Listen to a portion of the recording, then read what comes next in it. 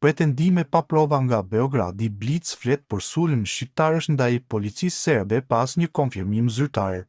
Propaganda e Beogradit s'ka të ndalur. Me motive etnike, propagandë politike regjimi serb pa prova synon të paraqes shqiptarët si autor të sulmeve ndaj policisë serbe atje.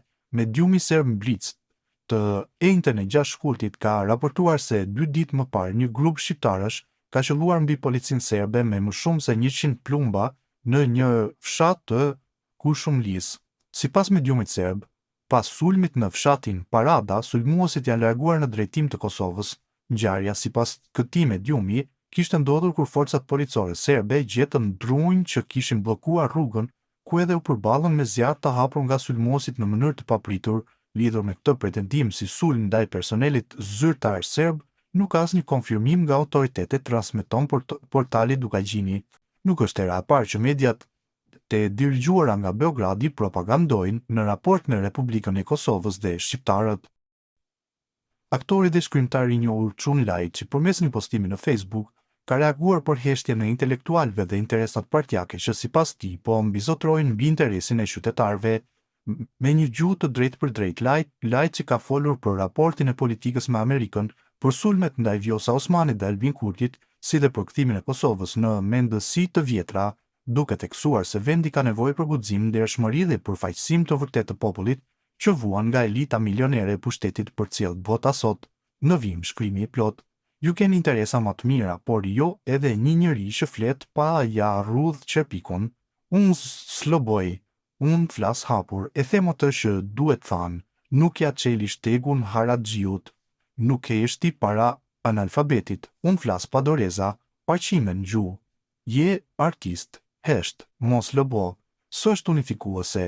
Kishte shkruaj njeni, për qarë se ashtë, kishte shtu e tjetri, e Kurtit ashtë, ja kishte vu kapakun filan fisteku, Kosova ka nevoj jo për mend, jo për fjalë, inglez që. Por për trima e bura o dash, qesha, o zot sa shumë qesha.